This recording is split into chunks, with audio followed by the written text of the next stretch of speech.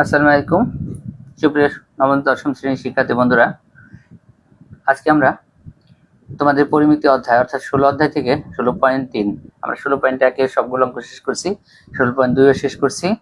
আর আজ থেকে না, গতকাল 16.3 আমরা বেশ কয়েকটা অঙ্ক করছি। আজকে 16.3 দেখো 6, 7 এবং 8 এই তিনটি অঙ্ক যদি আমরা সমাধান করি তাহলে এই অধ্যায়টাও আমাদের ইম্পর্টেন্ট অঙ্কগুলো শেষ হয়ে যাবে। সেই ধারাবাহিকতায় আজকে দেখো আমরা তিনটা অঙ্ক এখানে তুলে রাখছি, আমরা আশা করি একটা একটা করে সমাধান করব। আর তোমরা দেখো, আমাদের এটির প্রথম দিন আমরা যখন অঙ্ক করছি সেদিন আমরা সূত্র নিয়ে বিস্তারিত আলোচনা করেছিলাম এবং সূত্র সম্পর্কে বা একটা বৃত্তের বিভিন্ন অংশ সম্পর্কে আলোচনা করছিলাম। সেই ধারাবাহিকতায় আজকে আমরা 6 নম্বর অঙ্ক থেকে সমাধান শুরু করব। আজকে আমরা অঙ্ক পড়ার সময় সূত্রগুলা আলোচনা করব, সূত্র নিয়ে আলাদা আলোচনা করব না, শুধু যে অঙ্কতে যে সূত্রটার ব্যবহার আছে সেটা আমরা কাজ করব সেটা নিয়ে। দেখো বন্ধুরা, আমাদের দেখো 6 নম্বর উদ্দীপকটা প্রশ্নটা যদি আমরা দেখি, বলছে একটি বৃত্তাকার পার্কের ব্যাস 26 মিটার।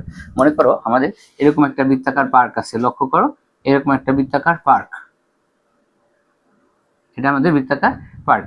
এই পার্ককে বেষ্টন করে চারপাশ দিয়ে দেখো 2 মিটার চওড়া কি আছে, একটা রাস্তা আছে। ধরো এই রাস্তাটা যদি আমরা আঁকে ফেলি, দেখো এই রাস্তাটা আঁকার ফলে আমাদের এই পার্কটা কিন্তু রাস্তা সহ বেশি একটু বড় হয়ে গেছে, যে রাস্তা বা পথ যাই বলি। পরে বলছে পথটির ক্ষেত্রফল নির্ণয় করো। এই পথের ক্ষেত্রফল যদি আমরা বের করতে যাই তাহলে আমাদের এখানে দুইটা ক্ষেত্রফল বের করতে হবে। একটা হলো মাঝখানে যে পার্ক আছে পার্কের সম্পূর্ণ বৃত্তের ক্ষেত্রফল, আর একটা হলো পথ সহ বৃত্তের ক্ষেত্রফল। এই দুইটার যে পার্থক্যটা হবে সেটাই হলো আমাদের কি পথের ক্ষেত্রফল। তাহলে দেখো প্রিয় বন্ধুরা, আমরা কিন্তু সেই হিসেবে এই অঙ্কগুলা করে ফেলবো। আমরা একটু আগে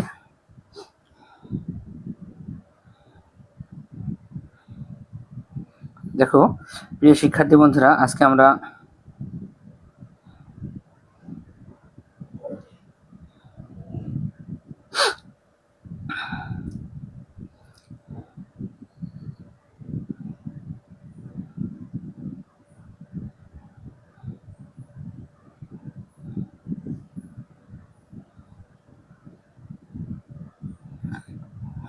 দেখো প্রিয় শিক্ষার্থী বন্ধুরা, তাহলে আজকে আমরা আর কথা বাড়াবো না, এখন আমরা একটা একটা করে অঙ্কে চলে যাই।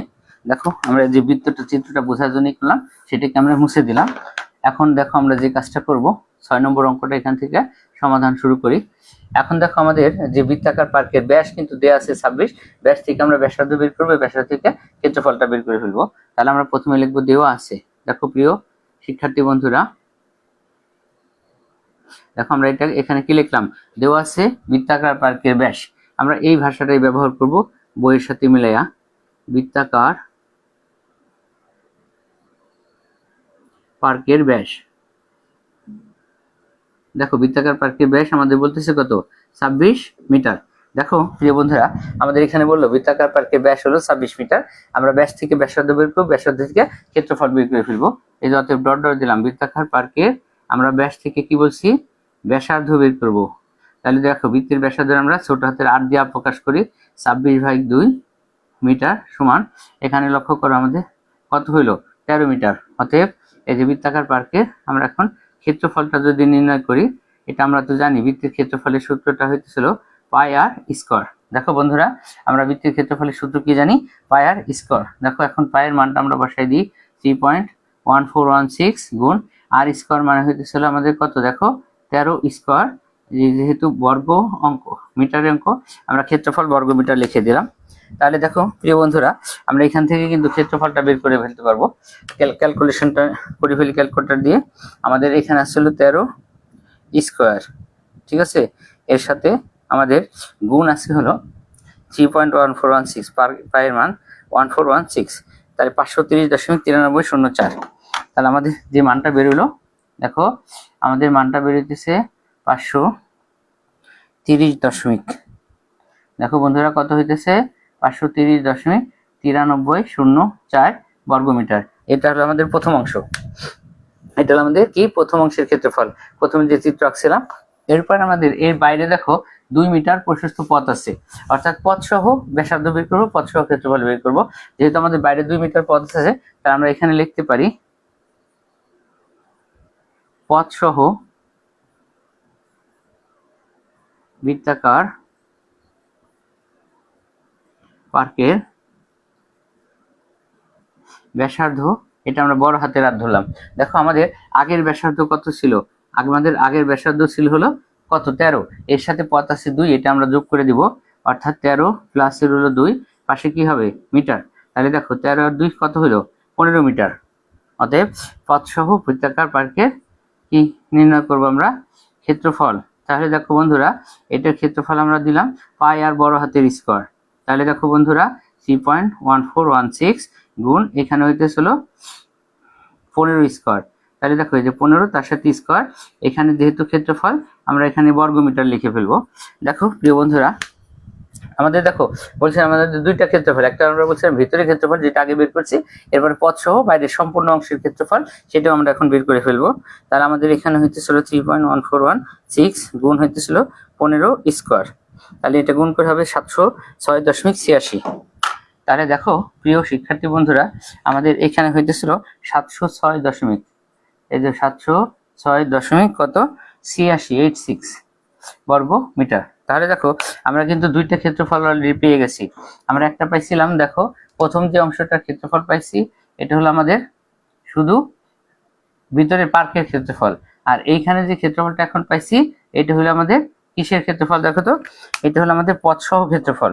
আর এই দুইটাতে যদি আমরা বিয়োগ করে যেটা পাবো সেটাই হইতেছিল আমাদের কিসের ক্ষেত্রফল, বলছে পথটির ক্ষেত্রফল নির্ণয় করো।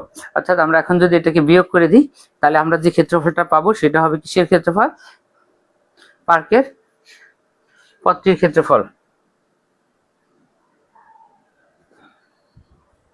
তাহলে বন্ধুরা আমরা ওদের সাথে মিলিয়ে লিখি, অতএব পথটির ক্ষেত্রফল সমান এটা বিয়োগ করে দিব। আমরা এখন কি লিখবো, পথটির ক্ষেত্রফল। অতএব নিচে দিয়ে দিই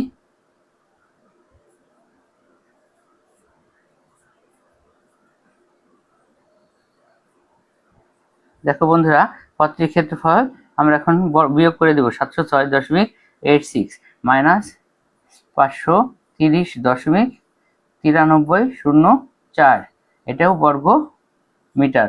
তাহলে বন্ধুরা এটা আমরা এখন বিয়োগ করে দেব।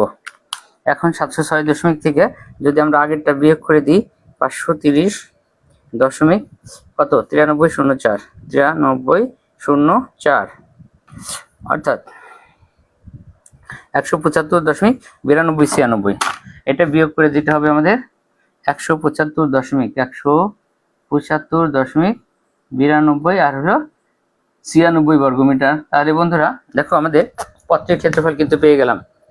জানতে চাইছিল পথটির ক্ষেত্রফল নির্ণয় করো, অতএব আমরা লিখছি পথটির ক্ষেত্রফল বড় ক্ষেত্রফল থেকে ছোট ক্ষেত্রফলটা বিয়োগ করে দিছি, যেটা উত্তর বেরিয়েছে 175 এত বর্গমিটার। ঠিক আছে, এত বর্গমিটার। আমরা ব্র্যাকেটে কি লিখে দিতে পারি, প্রায়। দেখো বন্ধুরা তাহলে কিন্তু আমাদের প্রথম 6 নম্বর অঙ্কটার সমাধান কিন্তু হয়ে গেল। দেখো তোমাদের এটা একটু দেখে নিতে পারো প্রিয় বন্ধুরা। এখন 6 নম্বর শেষ হয়ে গেছে, আমরা এবার 7 নম্বর অঙ্কে যাব। তোমরা একটু দেখে নাও, ততক্ষণ আমরা 7 নম্বরের উদ্দীপকটা পড়ে একটু দেখি। তাহলে দেখো আমরা 7 নম্বরের উদ্দীপকটা একটু লক্ষ্য করো। সাথে বলতেছে কি, একটি গাড়ির সামনের চাকার ব্যাস 28 সেন্টিমিটার এবং পিছনের চাকার ব্যাস 35 সেন্টিমিটার। অর্থাৎ এই যে দুটো ব্যাস দিচ্ছে, ব্যাস থেকে আমাদের ব্যাসার্ধ বের করতে হবে। এরপরে বলতেছে যে 88 মিটার পথ যেতে সামনের চাকা পিছনের চাকা অপেক্ষা কত পূর্ণ সংখ্যক বার বেশি ঘুরবে। অর্থাৎ কোনো চাকা মানে তো বৃত্ত, তাই না? আমাদের কোনো চাকা ঘোরার অঙ্ক যদি বের করতে চাই তাহলে আমাদের বের করতে হবে পরিধি। তাহলে আমাদের সামনের চাকার পরিধি বের করতে হবে, পিছনের চাকার পরিধি বের করতে হবে। আর পরিধি সমান পথ গেলে চাকাটি হলো একবার ঘুরে, এজন্য পরিধি সমান পথ, তারপরে মোট পথকে যদি পরিধি দিয়ে ভাগ করি তাহলে পেয়ে যাবো যে এক একটা চাকা কতবার ঘুরতেছে। আমাদের এখানে মোট পথ কিন্তু দেওয়া আছে 88 সেন্টিমিটার। তাহলে আমরা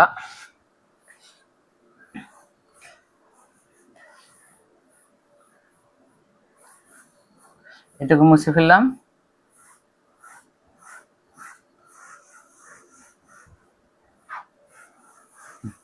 দেখো প্রিয় বন্ধুরা এখন আমরা কত 7 নম্বর অঙ্কটায় যাব।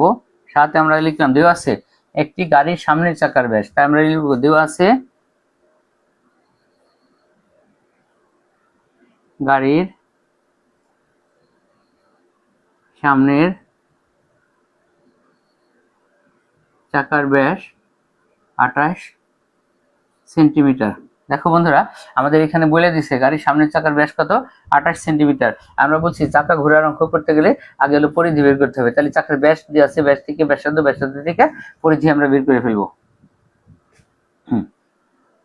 এরপরে দেখো আমরা লিখবো অতএব গাড়ির সামনের চাকার ব্যাস থেকে বের করে ফেলবো হলো ব্যাসার্ধ। তাহলে দেখো ব্যাসার্ধ এটা আমরা ছোট আর ধরলাম, 28 ভাগ হলো আমাদের 2, তাহলে 28কে 2 দিয়ে ভাগ করলে দেখো আমাদের কত হয়, 14 সেন্টিমিটার। অতএব দিয়ে আমরা চাকাটির পরিধি বের করে ফেলবো, সামনের চাকার পরিধি। দেখো বন্ধুরা, আমরা সামনের চাকার পরিধি যদি বের করি, আমাদের সূত্রটা হলো 2 পাই আর। লক্ষ্য করো এখন 2 গুণ পাই, পাইয়ের মান 3.1416 গুণ আর এর মানটা হইতেছে আমাদের এখানে 14। তাহলে আমরা এটাকে সেন্টিমিটার লিখে রাখতে পারি। তাহলে আমরা এখন এটাকে ক্যালকুলেটর দিয়ে কি করে ফেলবো, গুণ করে ফেলবো। তাহলে দেখো প্রিয় বন্ধুরা, এটাকে আমরা যদি গুণ করি, আমাদের গুণ হবে হলো 2 গুণ 3.1416 গুণ কত হবে 14, এটা হয়েছিল 87.9648। তাহলে আমাদের সামনের চাকার পরিধি কিন্তু পেয়ে গেলাম। দেখো কত পাইলাম, 87.9648 সেন্টিমিটার। এটা হলো আমাদের সামনের চাকার কি পরিধি। আমরা এইভাবে আবার পিছনের চাকার পরিধিটাও বের করে ফেলবো।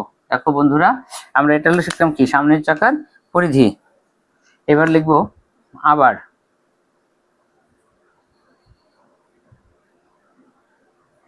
আবার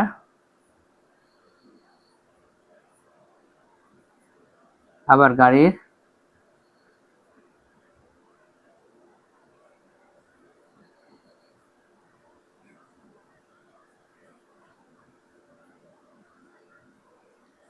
দেখো আবার দেওয়া আছে গাড়ির পিছনের চাকার পরিধি, দেখো দেওয়া আছে কত 35 সেন্টিমিটার। তাহলে আমরা লিখছি যে আবার গাড়ির পিছনের চাকার ব্যাস হলো 35 সেন্টিমিটার।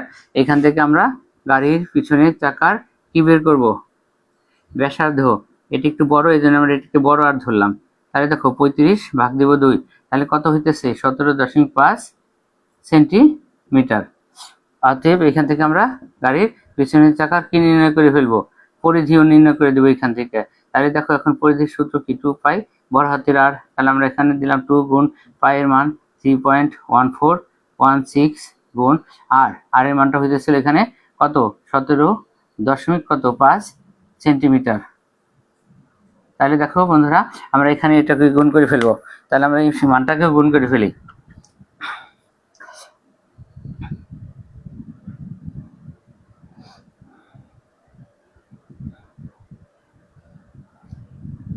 দেখো আমরা গুণ করি, 2 গুণ 3.1416 গুণ 17.5, এটা হয়েছিল 109.956। এটা হচ্ছে 109.956, এই যে 109.956 সেন্টিমিটার। এটা হলো আমাদের পিছনের চাকার পরিধি। দেখো প্রিয় বন্ধুরা, আমাদের পরিধি সমান, আমরা আগেই বলছিলাম যে পরিধি সমান পথ গেলে চাকাটা হলো একবার ঘুরে। এমনি এই পরিধি দিয়ে যদি মোট পথকে ভাগ দিই, তাহলে কোন চাকা কতবার ঘুরছে সেটা আমরা বের করতে পারবো। এইবার দেখো আমাদের মোট পথটা দেওয়া আছে কি 88 মিটার।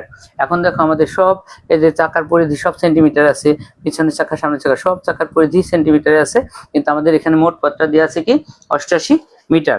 এই 88 মিটারকে আমরা এখন সেন্টিমিটারে প্রকাশ করব। আর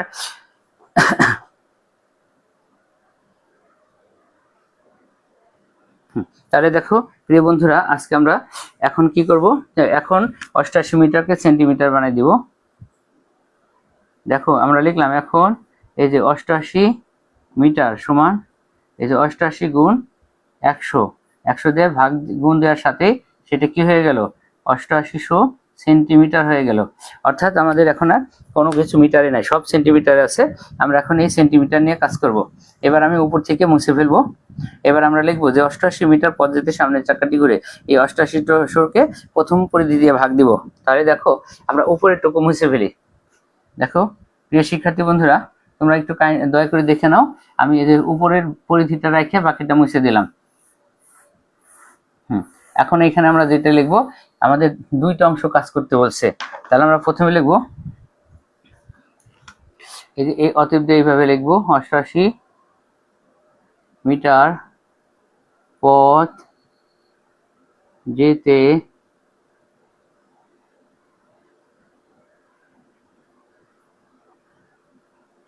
সামনের চাকাটি ঘুরে, দেখো আমরা কি লিখছি, 88 মিটার পদ্ধতিতে সামনের চাকাটি ঘুরে আমাদের ওই 88 আমরা সেন্টিমিটারে নিয়ে গেছি, এবং সামনের চাকার পরিধি হলো 96, 48, এত আমরা এটাকে পার লিখবো। তাহলে দেখো বন্ধুরা, এটাকে আমরা ভাগ করে ফেলি। আমাদের মোট আসলো 8800 সেন্টিমিটার, এটাকে আমরা ভাগ দেব হলো 87.96, 96, 88, 100.04, অর্থাৎ দেখো বন্ধুরা, এটা আমাদের কত বেরোতেছে, 100.04 বার, অর্থাৎ সমান দিয়ে আমরা কি লিখবো, 100 বার। 100 বার। এবার আমি পিছনের চাকার কাজটা করব। পিছনের চাকার পরিধিটা শুধু রেখে দিলাম, পিছনের চাকার পরিধি আমাদের কাজে লাগবে, এই জন্য এটা রেখে দিচ্ছি। এবার একই কথাই লিখবো, অতএব 88 মিটার পথ যেতে পিছনের চাকাটি ঘুরবে বা ঘুরে, দেখো ভাগ করে 88 ভাগ হলো 109.956, এটার পাশে আমরা বার লিখলাম। যেহেতু পূর্ণ সংখ্যক বার, এই জন্য আমরা ফ্র্যাকশনটাকে রাখবো না। দেখো আমাদের প্রথম হচ্ছে 100.04, ওইখানে 04 বাদ দিয়ে কিন্তু আমরা 88 চলে আসছি। 88 ভাগ হলো আমাদের 109.956, 109.956, এটা হলো 80.03, এটা হচ্ছে কত, 80.03, 80.03 বার, অর্থাৎ সমান দিয়ে আমরা লিখবো কি, 80 বার। পূর্ণ সংখ্যক বার আমরা এটাকে রেখে দিলাম। তাহলে দেখো বন্ধুরা, এখন আমরা যে কাজটা করব, সেই কাজটা হইতেছে হলো 100 থেকে 80 ভাগ দিলে সেটা। দেখো এটাই প্রশ্নে জানতে চাইছিল, সামনের চাকা পিছনের চাকা অপেক্ষা কত পূর্ণ সংখ্যক বার বেশি ঘুরবে। এই জন্য আমরা লিখবো, অতএব সামনের চাকাটি পিছনের চাকা অপেক্ষা বেশি ঘুরবে। বলেছে সামনের চাকাটি পিছনের চাকা অপেক্ষা বেশি ঘুরবে, সমান 100 - 80 বার, অর্থাৎ 20 বার। তাহলে বন্ধুরা, এটাই কিন্তু আমাদের কাঙ্ক্ষিত উত্তর। দেখো সামনের চাকাটি পিছনের চাকা অপেক্ষা বেশি ঘুরবে কতবার, 20 বার। দেখো প্রিয় বন্ধুরা, এটা তোমরা একটু দেখে নাও। আমরা এর পরের অঙ্কে চলে যাব। দেখো আমাদের আজকে লাইভে কেউ আসছে কিনা।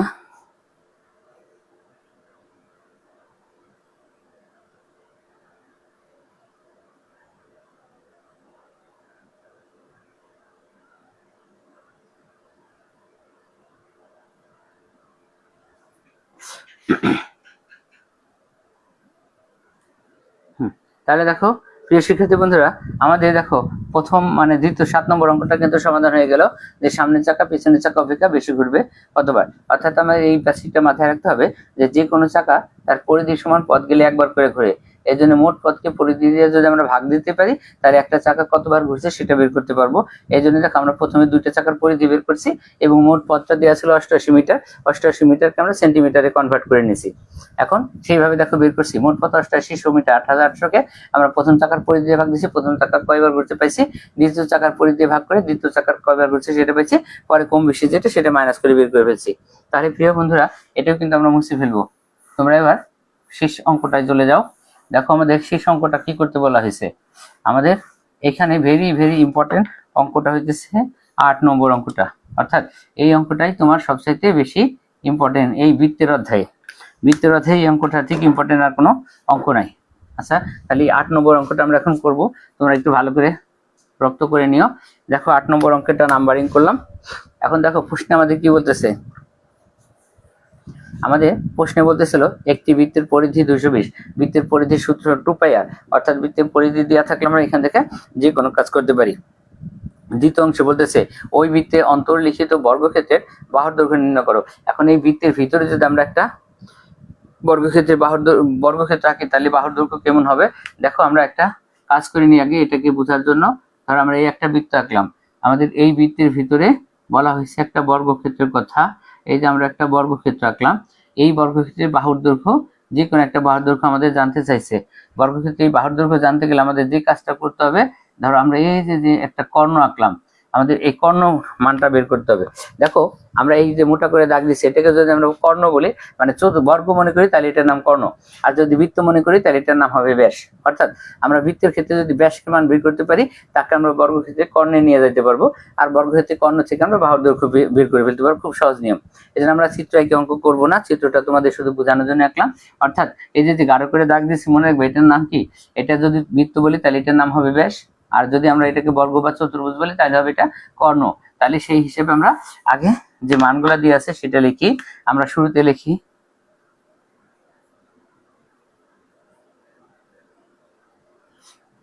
মনে করি, এখানে যে বলছিল বৃত্তের, আমরা এই জন্য লিখবো মনে করি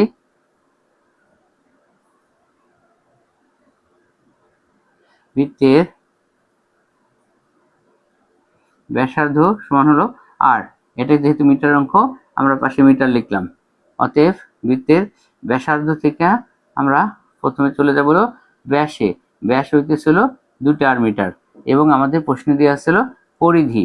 এই জন্য আমরা পরিধি বের করে ফেলবো। আমাদের পরিধি সূত্রটা হইতেছিল 2πr মিটার। তাহলে দেখো বন্ধুরা, আমরা এই পরিধি থেকেই কিন্তু মানটা বের করে ফেলতে পারবো। যেহেতু আমাদের প্রশ্নে বলেই দিছে যে একটা চাকার পরিধি হলো 220। অর্থাৎ এই যে আমরা পরিধিটা বের করে ফেললাম, এই পরিধির সূত্র ব্যবহার করে আমরা বাকি কাজটা করে ফেলতে পারবো। তাহলে দেখো এই পরিধি হলো সূত্র, আর এই পরিধি হলো 220 প্রশ্নের অঙ্ক মান, অর্থাৎ প্রশ্ন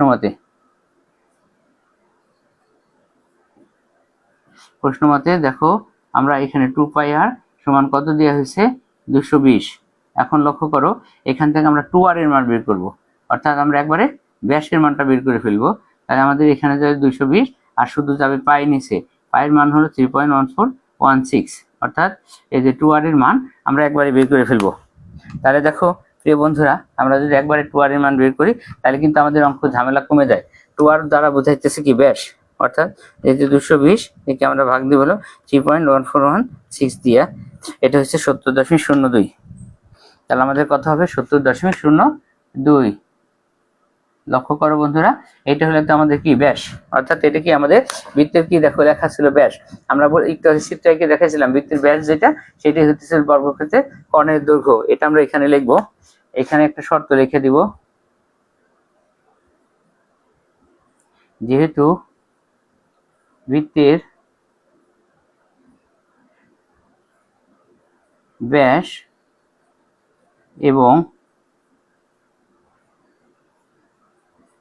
বর্গক্ষেত্রের কর্ণের দৈর্ঘ্য সমান। দেখো কি লিখছি, যেহেতু বৃত্তের ব্যাস এবং বর্গক্ষেত্রের কর্ণের দৈর্ঘ্য সমান, তাহলে আমাদের বৃত্তের ব্যাসকে আমরা এখন বর্গক্ষেত্রের কর্ণের দৈর্ঘ্য নিয়ে আসবো।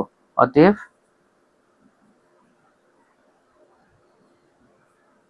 এই যে বর্গক্ষেত্রের কর্ণের দৈর্ঘ্য সমান হলো 70.02 কি মিটার।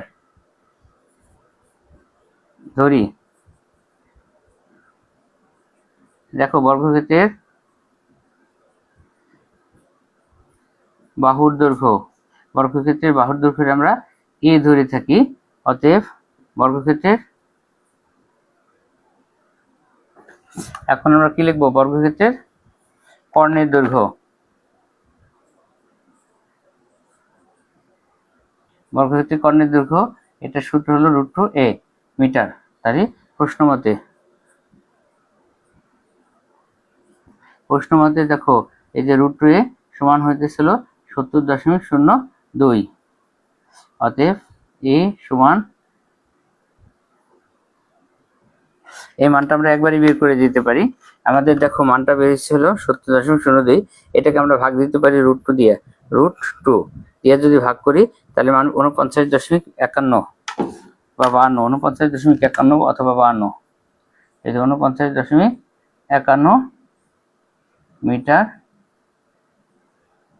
প্রায়। তাহলে দেখো প্রিয় বন্ধুরা, শেষ অঙ্কটাও কিন্তু আমাদের হয়ে গেল। আমাদের এখানে এটি জানতে চাইছিল যে বর্গক্ষেত্রের বাহুর দৈর্ঘ্য নির্ণয় করো। তাহলে আমরা বর্গক্ষেত্রের বাহুকে এ ধরছি, এর মান 49.51 পাইছি। তাহলে কিন্তু আমাদের কাজ শেষ হয়ে গেল। তাহলে দেখো প্রিয় বন্ধুরা, আমরা নিচে আর একটা লাইন লিখে দিতে পারি। অতএব যে বর্গক্ষেত্রের বাহুর দৈর্ঘ্য এত মিটার প্রায়।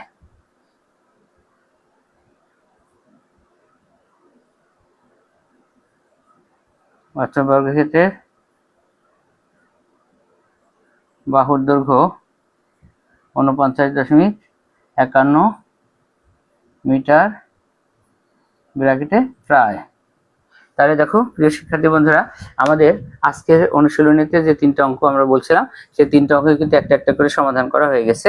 আমাদের আজকের মতো এখানে ক্লাসটা আমরা শেষ করতে যাচ্ছি।